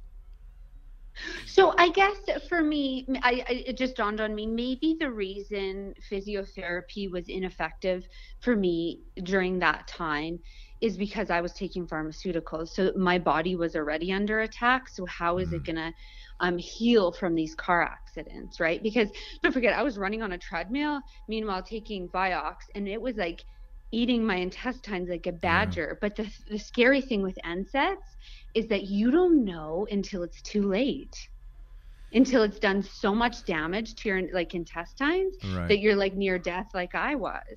And that's acknowledged in study after study. And not only does it attack your guts, but it attacks your immune system. That's what toxins do. And so when you deconstruct the immune system, well, what do you have left? And those pharmaceuticals just can attack like every system in your body. And if you have doctors who aren't taught about the cannabinoid system, how are you ever supposed to heal someone? Like, we completely ignore that in our medical education. Well, in Saskatchewan, we do. Yeah. We have a medical school that doesn't teach about the cannabinoid system. So what I'm saying is, when it comes to physiotherapy, it seems as though it's like a westernized thing. And don't get me wrong, it probably helps for some people. But I'm just saying, from my perspective. Yeah, no, from your perspective, fair enough. That's all. Yeah, I wanted to hear about it. My most effective tool has been yoga, because it gives me the ability to stretch my spine. Whereas physiotherapy, you can isolate certain parts of the body, but how does it stretch your spine? When you're in a car accident, you need to stretch your spine. Otherwise, it's going to stay locked. It's going to stay hurt. Yeah. And that's the fundamental difference that I noticed, was that the spine stayed the same. The hip injury, well, it got a little better, but then once the spine was angry, well, it was all angry. Mm-hmm. But going to yoga and these different like critical alignment classes and yin restorative yoga, like I'm not going to like Ashtanga yoga, like kick your butt yoga, but those classes that nourish the body, and then couple that with cannabis, like that's that's therapy to me. And so when I asked my car insurance company to cover that, they were like, oh yeah, okay. But there's just no scientific, like there's research study after research study that suggests yoga can create positive change for a variety of different health ailments, including injury. So you're doing two of those at the same time. Are you taking the cannabis just before yoga and getting high and then starting, or is it not that synced up? No, for sure. So it's a bit like a huge part of Ganja yoga is knowing your body, because when you're under the influence of cannabis, you can stretch too far. Right. But when you know yourself and you know your injuries and you just know your body, the alignment of those two things creates just this phenomenal experience, because you can overcome any type of physical ailment, mental ailment. Yeah. Right. Right. Huh. That's pretty cool. So let me just ask you a couple more questions here before we get going. I'm really fascinated about this. You are taking a gram. So when you take your gram, are you just eating it, or how do you take it? Your daily gram of oil. So what I do is I get it in syringes, and I'll just put it in a little gel cap, and I'll just swallow it like a pill. Oh, okay, great. That's what I've done. And you do that in the morning, or just before you go to bed, or how do you do this? I usually do it in the morning, and then I find that my body pain is really diminished by probably lunch, and it's like, oh, I'm good to go, right? Oh, okay, fantastic. Yeah, because I do recommend some people who are, let's say, new at it and might be a little bit rattled by some of the low-level psychoactivity. And there should be very little if you're taking it properly at the beginning. You need to sort of slowly bring it into your existence, and don't just start off with a gram a day. So, okay, kids, so anybody listening at home, don't just start wolfing down a gram a day of this oil. Our guest has been doing it daily for 2 years. So do you get any psychoactivity from it? Because I noticed that, at the beginning, it's kind of difficult to load up these small doses, and then until you build up your tolerance, and then it's easy, and you're taking a gram a day, and it's easy. Like you say, you shoot it into a pill cap, and that's it. And so do you find that you get any high sensation at all anymore from it on a regular basis, or not at all, or how would you characterize it? To be honest, and unfortunately, no, I don't usually experience the effects of the THC. Some days I do, like if I have a nice hot latte, almond milk latte in the morning, and then it'll kind of activate it. But yeah, no, not like you would think, right? Yeah, no, like, I know, that's the thing. That's the trade-off, isn't it? And that's what makes me so frustrated about the driving issue. I mean, you get to the point where you're literally jamming it in there, a gram a day, boom, boom, boom, boom, boom, and you're completely sober, completely with your faculties. And yet, if you were just to start out and you had a couple of pinheads here and there and then took like a half a syringe, you'd be on the moon, right? So, I mean, this is the science that they don't have, and they don't have machines to prove it, and they're just sort of flexing their muscle anyway and say, oh, well, that's too bad. If we have it in you, then you're guilty, and it's just bullshit. I mean, that's the thing we have to get past as well as a society. I mean, you're going to have people that rightfully are using it recreationally, getting in trouble, pulled over, and rightfully using it medicinally, and they'll be getting pulled over. No, you're not supposed to drive when you're high, but you will be testing people will be testing positive for cannabis and swearing they're not high, and the cops will be telling them the same pile of shit they told you when they took you to jail, and the guy from Newfoundland, etc. Exactly. Oh boy. Okay. Well, and the thing is, I guess it'll just become another civil rights issue that the cannabis community will need to crush, unfortunately. Yeah. Right? Okay. Well, let me ask you a few more things, because I really want to understand your usage. Everybody has a different way and a pattern. So if you're doing a gram a day, that is a pound every 2 months. And so I was asking you about financial compensation, but I just wanted to understand how exactly it is that you are able to maintain that kind of dosage, basically half a pound a month. That's a lot of material to use to make your stuff. Or do you already get it made, or do you make it yourself? How do you actually make this happen for you? So I'm pretty lucky. I have a really, really good connection in Vancouver. And so do you know how many people say that to me constantly? I know, right? I'm sorry, go ahead. I'm like advanced medication as I need it, contingent on them being plaintiffs in a lawsuit against a variety of different defendants. So basically, they have the expectation that they'll get paid one day once this makes its way through the court system. Oh, good for you. So there are a lot of benevolent distributors and et cetera in this business, by the way. That's a very lovely situation you've got yourself into.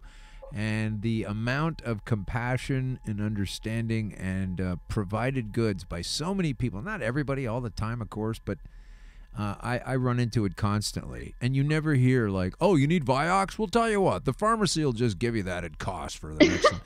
They never tell you that shit, right? So it's just amazing how you do have that kind of thing in cannabis world. You have this creativity. You're another person.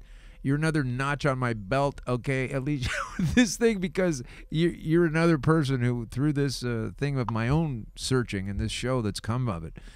So many people, such as yourself, myself, so many people, you get dealt this bad hand, and then you turn it around into something positive and live your own life with that positivity, but also bring it to others. So thanks for doing that. And do you grow your own?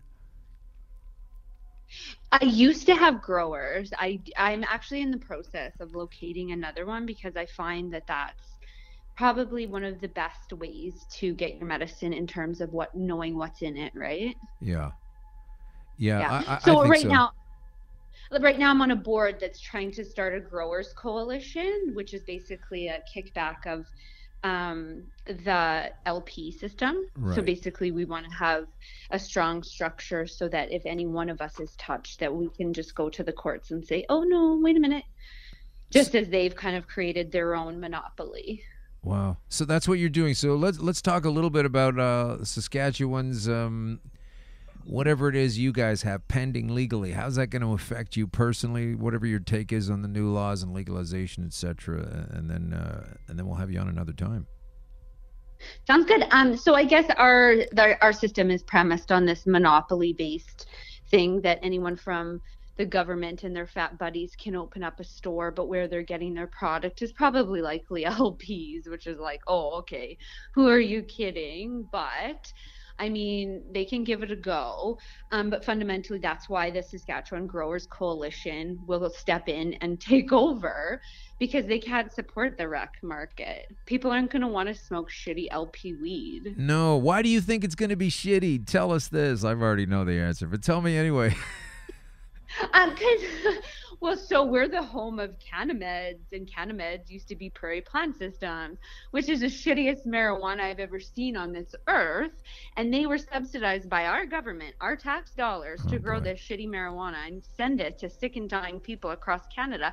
And when those people said, you know what, you people are out of your minds, I'm not paying for this marijuana, they took their tax refunds. Yeah.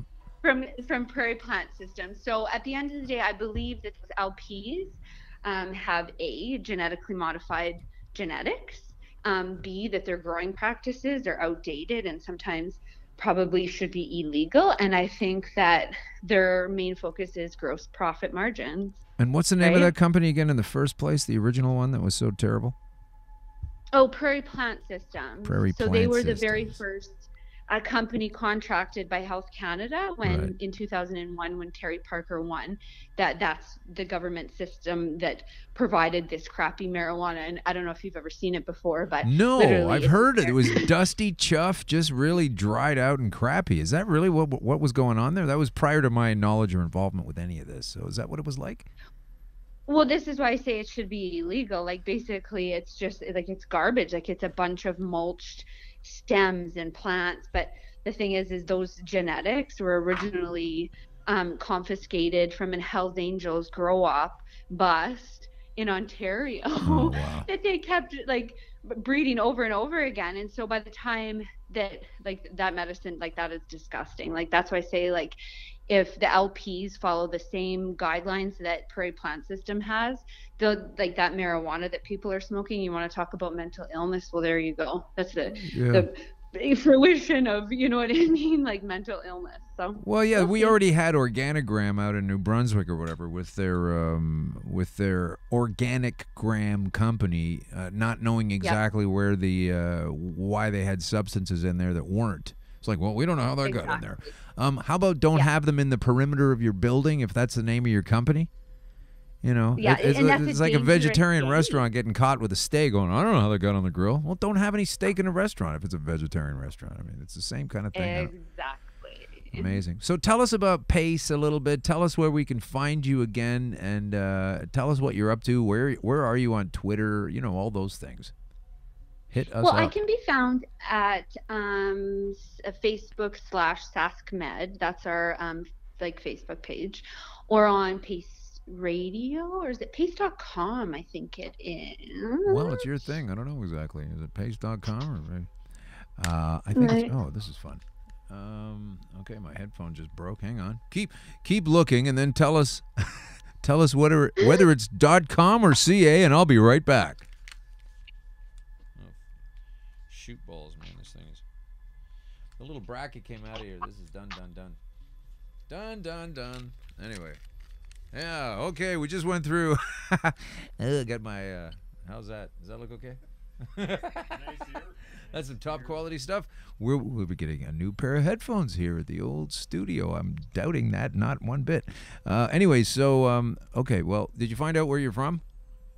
I did. So it's pace/online.ca. And when can we hear you there, Alicia?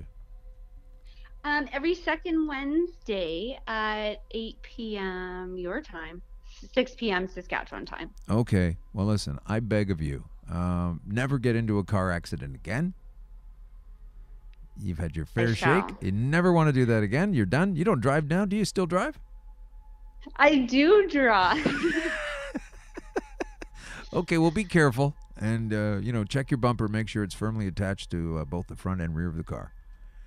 I'm just kidding. Awesome. I think that we need to just start training drivers in Saskatchewan a little better. Well, that is a good point. I would like to take this opportunity to share with you and the listeners something that was on my mind greatly today while I was driving into this city, and that is that these folks in the left lane have got to get the hell out of it. They're going the same speed as the guys in the middle lane, the center lane. I don't understand why they don't get out of the way. It's a passing lane. If you don't know this, I think it should be harder to get a license. You should be able to weave through pylons in reverse at 50K on a wet surface before they give you your friggin' license, is what I think. And you'd have less accidents, you have fewer accidents, you have fewer claims, fewer injuries, fewer hospital visits, et cetera, et cetera.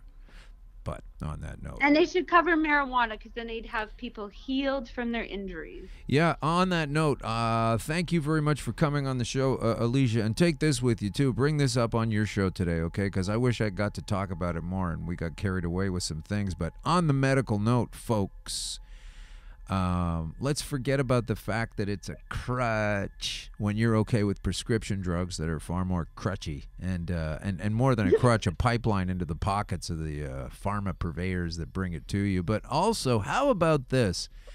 We need to get more research going, and you can start right away with practical research for burn victims, okay? You make the right oily, creamy kind of thing out of this stuff and slather it all over you. I got a deep cut in my finger about 4 months ago that you cannot find the scar. You can't find it. It's not there. And this needs to be applied to burn victim testing. That's some of the most horrifying mishap you're ever going to go through in your life. A burn victim, and this stuff can regenerate skin so very well.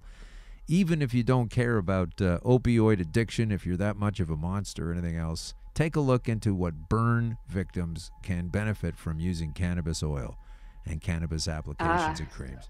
That's a big, scary, horrible problem. But check it out, folks in charge, and stop telling us how it doesn't work and just chart and notate how it does. So take that on your show tonight and talk about that, because people always think about it in the medical sense of pain relief, and that's all great, and we need that, and more people experience that. But take a look at the science behind the burn, the skin repair. It's unbelievable. Awesome. Thanks for that. Yeah, take a look into that. That's something we don't often think about. But listen, Alicia, thank you so much for coming on the show. We've been speaking with Alicia Ducabor, a veteran of several accidents and the medical system. And she now lives a very productive life and has your hair's grown back, right? Oh, for sure. Okay. Yeah. Okay, good. All right. Well, I'm glad you're all in one piece and that you are an advocate for this wonderful plant. And you and I are brother and sister on that level. Just about everybody on the show is, and I'm so happy to meet another one because it's a magic potion and we need to be allowed to have it. So thanks for being a strong voice. Awesome. Well, thank you for having me. I really appreciate it. You're welcome. Thank you for having your show. Oh, thank you. No problem. I had no other choice. So you know how it is. You just have to get involved and do what you can, right? So That's all this is. Sure. So thanks very much. We will we'll talk to you again sometime, and check us out on our socials at Green Crush Pod, and you will find ways to enter and win contests there. And hopefully, Alicia, will have you back sometime. And if you get some kind of progress or any event turns your way, please do contact us and let us know, and we'd like to follow up. Awesome. Sounds good. Thank you so much. Okay, thank you so much. Take care. Thanks. That was Alicia Dukabor, everybody, and that was a pretty cool conversation. We had a lot of information based on the fact that what happened to her can happen to almost anybody, and you can wind up very quickly on the bad end of pharmaceutical problems and other medical ailments that can be better served with this other wonderful plant. Joined in the studio now at this time. Near the end of the show, but still part of the show. Here he is, our regular, sometimes shooting straight from the hip co-host, Paul Hartman. How's it going, Paul? Oh, Lord. Well, I'm back in Toronto. What a beautiful day it is. It is a nice day. At the Pacific Junction Hotel. It is the specific function of this hotel to provide Pacific junctions of conversation. Yeah. Yes. So and it's an intersection of all kinds of knowledge. It is. It is an intersection of knowledge. Did you hear Alicia at all? Were you able to catch some of that? I did hear some of it. Yeah, it was very cool stuff. Yeah, she's another go-getter. So young, Yes. Just found out so young. I was already a cynical old bastard by the time I learned this stuff. Mm-hmm. But she came in at it about the right age, perfect timing, 25, What do you 26. mean was a cynical old bastard? Well, I mean, I was when I got it. Because back when I was her age, I guess I wasn't that cynical. You have to take in a few facts to get probably. Well, you were a bastard because that would have happened at birth. I was a bastard. Yeah, I was a bastard. My mom made that clear several Speaking times. of bastards, yes, the great Sam Malachi has written a wonderful book. Oh, he is a bastard. Yes. Yeah, we of the best caliber. Let me make sure that this is on the camera. Can we Sam see Paul is, there? Okay, Sam good. is an exceptional man. He's that's the amazing book. I have read it once through, and I'm halfway through the second If time. you haven't read this, you got to read it, and it's worth $20 for sure. And Sam, I wouldn't be here today if it wasn't for Sam. I'm sure of that. And why is that? Tell some of the listeners. Some of the listeners are new, and the other ones who've heard it, they can hear it again. It's all true. Well, I like yourself, I had prostate cancer, and I knew from the beginning that I wasn't going to do the standard route because I'd lost so many friends to the standard route. Uh-huh. And my publicist, Tracy Lamore, also does publicity for Sam, and she connected us in the spring of 2015, and I started my treatment, and I mean, it wasn't but maybe 50 days into my treatment that I went to my new urologist, and he gives me the finger poke up the bum, and right. He's like, I don't feel anything. It all's normal. That's and what I he was told just you. like, holy shit, literally. Yeah.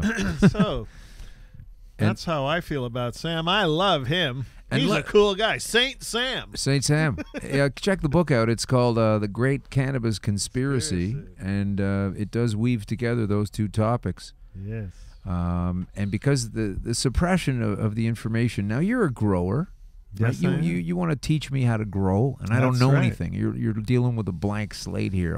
Nothing more than the eagerness to learn. So what are the first couple of things I'm going to learn, or that you would tell someone else who's going to start growing, like how to actually get a foot in the door? You're not just going to walk in and be some master grower at an international firm. How do you even start with this? Because I advocate people having their own plants.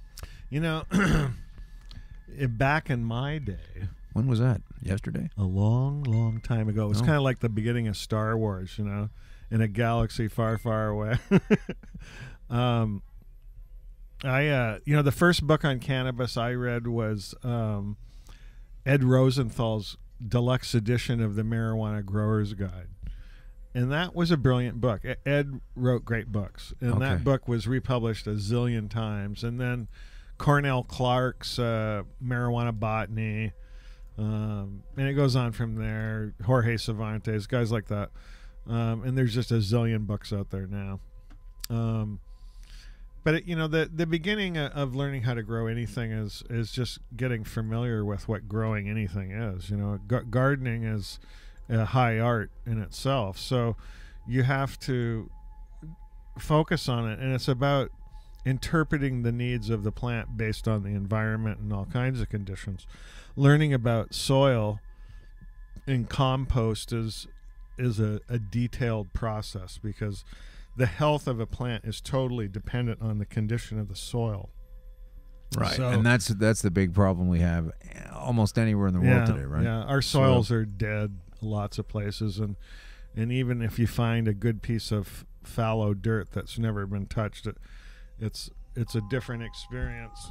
Oh, But we're getting a call in now. That was a different. Yeah, it is. It depends on where you are. So you're in a different part of the world now, and you plan to do some growing sometime soon. You've got some seedlings going. Or? Oh yeah. I do some every year because I have a medical, and I like to juice it and eat it. And I think I had a long discussion at 420 with a guy about the whole process, because juicing is now kind of coming to be a thing, right? Right. And the juicing of cannabis in particular is interesting, because when you take a plant in its natural state and you consume it, logic would tell you that it's in the proportions that a body needs, or a mammal needs, right? Okay. Because all mammals have an endocannabinoid system. These are the receptors that pull in the good stuff from the plant. Exactly. You know, like my cat will walk over to a plant and eat a leaf when he feels like he needs it, right? Right. And humans, it was probably the same thing for us for a long time, right? In that we probably consumed the seed a lot, so we were getting the hemp seed oil. It's high in protein. It would have made sense that primitive man cultivating hemp for fiber and food would have been consuming any part of it that was edible, right? Yeah. We know that the root has been used for thousands of years in different Asian medicines, and it's one that we don't use enough here as well. So, I mean, there's so many constitutes of what can be done with the plant that it becomes a very intimate relationship that you have to develop with it. And does that change when you have various different strains going on? Say you have a few different kinds of plant, maybe you have a sativa or two, or a couple of indicas, or... they all have their own characteristics, but they basically do the same thing. They either do it slower or faster, or automatically, or... Right. Now that things like ruderalis have been introduced into strains to create autoflowers. Wow. So it's... Autoflowers. Yeah, those are plants that flower based on a clock rather than the photoperiod getting shorter. So a plant in the vegetative state, when it goes in the soil in June, is at 18 hours of sun, and the rest is dark. And then by the time it's fully in bloom, it's 12 and 12. Wow. So what triggers blooming is the days getting shorter and the nights getting longer for photoperiod dependent plants. See, that's a lot of knowledge. Photoperiod dependent plants. Okay, I better start reading if I'm going to get any of this stuff together. Yes, but it'll be a process, because she is a fickle mistress. Is she? The cannabis woman. Oh, she is.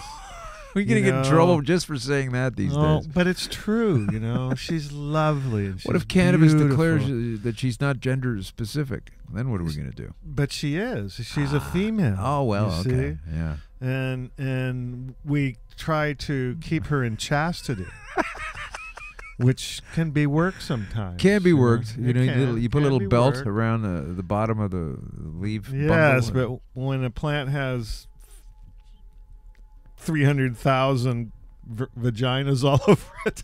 300,000 vaginas. I don't know, 1 million. I would go see that band if they were touring. Yeah, North America. 1 million vaginas. We'll call our pot-based band that. All right. Well, you may be asking yourself, who is this guy anyway? That this host is. Who's this host? This is the guy with stage 4 cancer who got out of it. And this gentleman here with us now, he is he's a mascot for the show. He's a co-host for the show. He's a researcher for the show. He's a friend of the show, Paul Hartman. Maybe you still don't know who that is. So, Welcome to the future. So here's the future. Paul Hartman will be seriously, and already is, more involved with this show and the efforts of cannabis than perhaps anybody else before. And we have a couple of questions for Paul. But before we do that, let's tell everyone who he is, courtesy of CTV News Windsor, who recently on 420 did a little profile on Paul and put it on the news. So here we go. Speaking of numbers, it's 420. Oh, that's a funny proud cannabis newscaster right supporters gather to smoke marijuana openly and lobby for wider legalization not only in Canada but around the world. Now in Windsor, we've been paid a visit by the brother of the late Canadian board comedian Phil Hartman. He's in town to share his personal cannabis story and believes the drug saved his life. Here's Chris Campbell now with this exclusive. Chris Campbell coming at you. It's a bit like coming out of the closet for me because I've never been public about my cannabis use. The brother of the late Phil Hartman is coming out in support of cannabis use, both recreationally and medicinally. Phil gave me my first joint, you know, and when Phil gave me my first joint, he said these words to me, right? He said, alcohol is for people who don't care and don't care to think. Cannabis is for people who care and care to think. Paul Hartman will speak at a two-day cannabis festival in downtown Windsor, marking just the second time he's been a speaker at a 420 event since 2015. Shortly after that, I came down with prostate cancer. 3 years ago, Hartman's life changed. I knew when I was going through the diagnosis process that I wasn't going to do the standard treatment. A lifelong allergy prevents Hartman from taking certain pills, and chemotherapy wasn't something he wanted to endure. Medical cannabis was the treatment option Hartman wanted to take a chance on. One of the things that encouraged me to go that way was that when I got diagnosed, 6 of my friends did.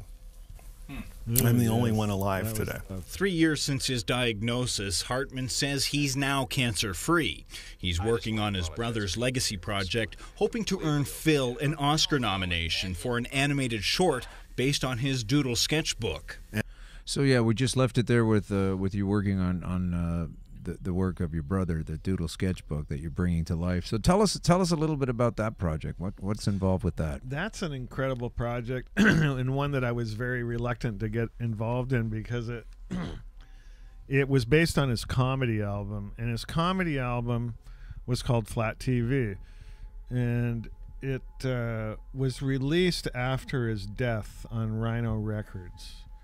And it had originally been done as a demo for a voiceover demo for animation. And Phil and I lived together for a long time when we worked in Hollywood. And we would commute together a lot, and we would drive by Hanna-Barbera. And he would always say, someday I'm going to do voices for Hanna-Barbera. And I'd be like, that'd of course. be great. It totally makes sense to me. You're crazy, right? And so, and you know, next thing I know, like maybe less than a decade later, he's doing Scooby-Doo and whatever, right? Smurfs and all kinds of stuff. And that voiceover recording that was produced by Chad Stewart got lost when it kind of happened right around the time Pee-wee's Playhouse happened, and right after that he got SNL. And it kind of just got lost. And then the studio where he recorded it disappeared, and you know, the original reel, they ended up finding it stored in a shed in the guy's backyard who had been the engineer at the studio. And so in animation, that's a good find. You do all the voice work first, and then you animate to it. And 2 companies had tried to do it, and it really became a promotional project for each of them, so they weren't in the right mindset to do it. So each one of those collapsed, and then a very good friend of mine, Brian LeMay, who taught at Humber and Sheridan and Seneca here in Toronto, in the classical animation department, he got really excited about it and just kind of jumped into it and started doing it. And I was like, holy cow, man, this guy's crazy, right? Like, he just started animating stuff and designing characters. And I went and had a meeting with him, and I gave him Phil's doodle file to digest, you know, and he got it. Like, he took characters from Phil's file and he put them in and he animated them. And made it work. And it's just so insane to watch something come to life like that. Yeah, that's so great. What a great testament to your very hilarious brother. Sadly, no longer with us, but wow, what a funny guy. If you don't know Phil Hartman, you missed a lot of laughs.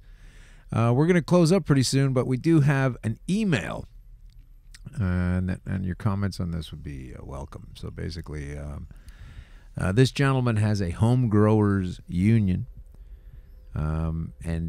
This involves donating plants. So check this out, and we will go to a close on this, and I guess we'll have to do a special episode on the Nexium and the Bronfman sisters and the sex cult that one of them propagates while her brother funds Trudeau's marijuana laws into existence in Canada at the same time. And let's pretend that's not all connected. But in the meantime, I keep getting to that, but this is the second week I've teased that out, and now here we are, just about ready to wrap. So here's this letter from Rasputin's ghost, okay? It says, "Hey team," that's us. "We form a home grow union. We have grow clubs to grow our plants and gather plants from non-using households and provide them with tax-deductible donation to palliative care. You see, the way this plays out is they include it in the health plan. They pay top dollar to the canopy with everyone's tax dollar. So 90% of the households won't do it anyway. Let's get their plants and give them something in return." Are you clear on what I'm saying so far? Okay, so join with them to drive the price down the toilet, taking the big outfits with them. Huzzah! A little scattered high again, the gentleman says. Peace. Rasputin's ghost, assuming that's a man. So basically has a home grow union. They have grow clubs to grow plants and gather plants from non-using households and provide them with a tax deduction. And it goes to palliative care. And that's included in the health plan. Okay, so what do you think about that? I hope I've articulated that correctly, but I'm reading something that was written by a high man. So it's an interesting idea. I think, ultimately, anybody with a terminal illness or MS or Alzheimer's or any of those kind of things should get it free. Yeah. And likely anybody who's legitimately medical. I think our biggest defense here in what's about to face us is that anybody who can be medical, like get your certificate, get your script, grow yourself, be part of a co-op like this guy suggests. Cooperative grows are going to become a real thing more and more, and they exist now. And I think that's the good thing about the law is that it enables that approach. Everybody who does that is taking $1 or $10 or $1,000 or up to $1,800 a year, depending on what your condition is, away from an LP. And the other thing is that there are LPs out there that aren't bad, so there is going to be a filtering system that is going to have to be developed by us. One of them I will suggest that is good and ethical is Weed MD. I know the guy personally. He is a brilliant grower and a really great gentleman. Derek Pedro, somebody that should be on the show at some time. He's down in the Hamilton, St. Catharines area. Right. And there are people out in Vancouver and on the island that are good too. But, the problem is that when you get too big, you get too big. And this is not a crop that, when you get into any scenario where you're monocropping, right, where you're cloning the hell out of something and filling a room full of it, you're going to get in trouble. And we see it outside, and that's why pesticides are used so much on crops like broccoli. Broccoli is the most sprayed crop next to strawberries. Oh. Yeah. So, but they grow all the same variety, and very often it's from genetically modified seed because it has to be able to withstand glyphosate. So, which is a terrible cancer-causing compound, terrible which they have to now admit. Thing. California just recently said, no, you have to label it as a carcinogen. Yeah, so, because it is. Yeah. Well, that's speaking of carcinogens. I guess we're at the end of the day here for the show. And before we go, though, I'd like to say thank you to our guest Alicia Yashcheshen in Saskatchewan, Paul Hartman for dropping in, and once again, before we go, we do have a fantastic well, it's a corporate kind of situation to share with you folks. And I'd like to go over that one more time real quickly. We have teamed up with Ross's Gold Glass and West Coast Gifts to present a new contest for a 24K gold logoed 12-inch low roller black glass water pipe with matching stem and bowl. Yay! It's tough to get through all that at the same time, but listen, that's going to be a fantastic thing. Check your socials. That's our social at Green Crush Pod on Facebook, on Twitter, on Instagram. My name is Alan Park. And I'm Paul Hartman. And that's They Paul let Hartman. Me sit here every now and We then. bring him in, we drag him to the other side of the table, we sit him down, and he fills our head with fantastic information. Thanks for coming to the show. Come back next week. We've got all kinds of great guests and stuff lined up for you. So please do visit us again next time on Green Crush Conspiracy Queries with Alan Park. Thank you very much. Have a great day.